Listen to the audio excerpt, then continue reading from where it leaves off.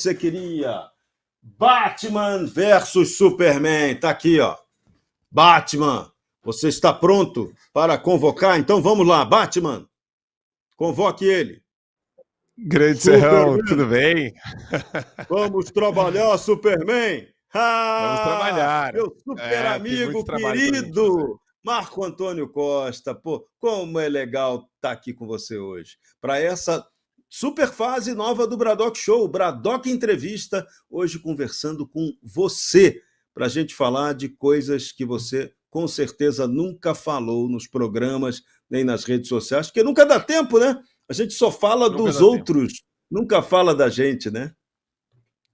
E Serrão, eu vou te falar que para mim tá perto de você, bebendo dessa energia é muito especial, porque, cara, eu vejo muito a galera de fora, assim, tem uma galera que gosta do divisionismo, tem uma galera que gosta de querer criar situações bizarras, né? Mentir deliberadamente sobre o que está acontecendo no Brasil. A gente tenta combater de maneira bem assimétrica, né, essa guerra de comunicação, e eu vou te falar, você é uma daquelas pessoas que eu vejo que a gente está do lado certo, sabe? Tem pessoas que você precisa olhar para o lado, e eu falo, cara, as minhas companhias são muito boas, graças a Deus, e eu acho que a gente tem uma jornada muito longa pela frente, meu amigo. Com certeza, é isso que a gente leva da vida. E nós já estamos juntos desde os tempos da Jovem Pan. A gente fazia lá o lendário programa 3 em 1. E depois, eu, você e Cristina Grêmio inauguramos a área digital da Gazeta do Povo com o super bem-sucedido Sem Rodeios, onde eu estou lá até hoje. Então, é muito legal trabalhar com você. Para mim, uma honra imensa, espetacular. Agora, vou aproveitar nosso encontro hoje aqui, que eu vou fazer uma revelação que pouca gente sabe. A primeira vez que eu encontrei esse camarada, ele chegou no estúdio da Jovem Pan para a gente fazer o 3 em 1. Quando eu vi o cara, a primeira coisa que eu comentei, caramba, é o Clark Kent que está vindo trabalhar com a gente aqui hoje. E falei isso fora do ar. E quando voltou para o ar, logicamente eu ia perder a piada. Eu perco o emprego, mas a piada jamais eu iria perder. E eu mandei essa do Clark Kent, fiquei enchendo o saco dele o tempo todo com o Clark Kent comentando com a gente. No dia seguinte, o cara se ferrou. Ele foi ao programa Pânico e aí Emílio Surita não perdoou. Batizou o cara de Superman. E aí pegou, né? Essa história do nosso bastidor de folclore, né, Marco? Foi uma época muito especial. Eu nem acreditava que eu estava junto de todo mundo que eu já gostava de acompanhar, assim, que eu tinha uma admiração gigantesca, mas isso para mim foi muito especial. Aquele começo lá do Pânico, nossa, eu lembro até hoje, o primeiro dia, o segundo dia, e quando eu conheci você também, junto com o Piperno é um dos caras de esquerda que eu mais tive o prazer de trabalhar. Foi bem divertido, assim, aquele ano, os debates Ele adorava mesmo você, quebrando, as polêmicas de vocês eram fantásticas, né? Era muito legal. Muito bom, era muito bom.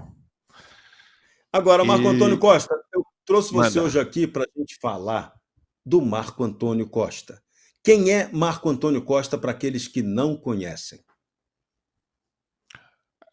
Poxa, é uma pergunta difícil, mas vamos lá. Eu sempre... Eu vou tentar ser bem lacônico aqui. Eu sou uma pessoa que hoje fica completamente indignada com o estado bizarro de coisas que o Brasil chegou. Isso vem comigo desde a época da faculdade. Eu fui presidente do centro acadêmico na época da PUC São Paulo, do 22 de agosto. E a trajetória para montar grupo, para mim, foi muito desafiadora, mas, ao mesmo tempo, uma grande jornada de lição, porque você tem que se virar. Eu lembro que para montar o grupo Apuro lá na PUC, em 2008, eu tive que querer organizar um evento sem dinheiro, sem qualquer entrada na direção ou na reitoria da PUC São Paulo. Precisava montar um time, montar um grupo em torno de uma ideia do que poderia ser o centro acadêmico. E na época estava todo mundo completamente de saco cheio do CA. E eu acho que deu certo. a gente conseguiu ganhar da comunistada lá, foi maravilhoso isso, a sensação. E hoje é tudo deputado estadual, assessor de deputado federal que está aí, é divertido. Mas acho que, para mim, isso é simbólico porque eu acho que hoje a gente, se tiver esse mesmo espírito de indignação, a gente consegue fazer alguma coisa pelo Brasil. E hoje eu sou essa pessoa, eu gosto de trabalhar na comunicação, eu tenho um prazer imenso de trabalhar na comunicação, mas eu acho que hoje todo jornalista tem o dever de se tornar um ativista contra abuso de poder que vem do sistema de justiça aqui no Brasil. Por todos os lados, mas principalmente pelo sistema de justiça brasileiro. Me conta um pouco da sua história, Marco Antônio. Você, na sua infância, o que você gostava de fazer? Como é que era a sua infância? Conta aí o comecinho de vida do Superman, que muita gente não conhece. Cara, eu quando era criança, Serrão, você toca algum instrumento, não? Nada. Sou uma besta quadrada em instrumento. Meu avô era maestro e a minha filha toca pra caramba. Eu sou uma besta total em instrumento, em música. Eu, quando era criança, eu adorava. Eu começava já. Enfim, era engraçado isso. Na quarta série do Fundamental, tinha uma. Sabe aquele amigo secreto? E todo mundo pedia na época Exalta Samba ou aqueles grupos de pagode que eu não sei. Eu não conheço nada de pagode nem de axé. E daí meus pais receberam uma ligação dos pais do meu amiguinho que tinha me tirado no amigo secreto e muita gente dava CD ou vale CD. Era o presente mais comum. E eu tinha pedido as 4 estações de Vivaldi, né, que eu gosto. Na época eu gostava, né, mas era, sei lá, quarta série do Fundamental.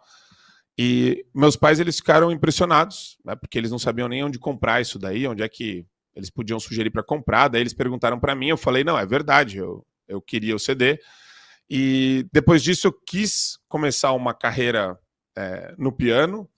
Então eu estudei durante 4 anos piano erudito, mas eu desisti porque era uma vida muito solitária e eu era uma pessoa sempre...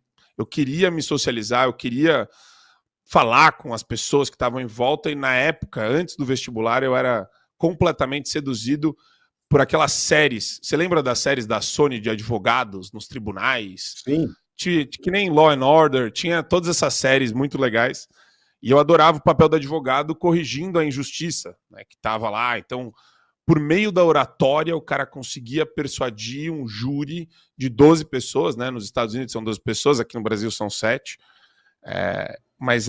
E lá nos Estados Unidos também tem júri para vários julgamentos, não só na esfera criminal, tem na esfera civil também, quando você vai falar sobre provas.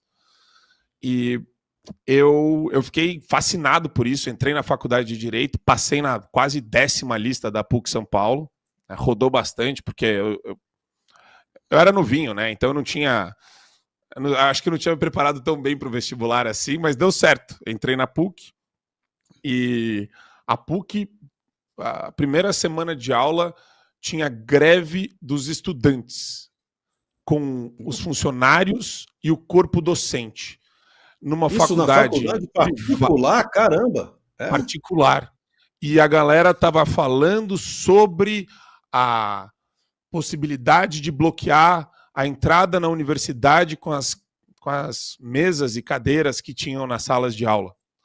E eu achei aquele negócio tão absurdo, e tinha professor apoiando. Falei, nossa, esse lugar aqui é fenomenal. Era exatamente o que eu precisava pelo choque, né? Então eu quero ver essa bizarrice de perto, eu quero estudar essa bizarrice, eu quero tentar entender o mundo que me cerca, porque na época eu não tinha uma noção muito clara das coisas, era tudo muito confuso. Mas eu não gostava da galera da esquerda, já era um negócio que me dava antipatia, me dava um pouco de... Não só a estética deles, mas a maneira como eles eram autoritários. Então, eles queriam fazer algum tipo de manifestação impedindo o direito de ir e vir de todo mundo, né? De funcionários que não participavam da greve, de professores que também não queriam participar e de alunos que não queriam.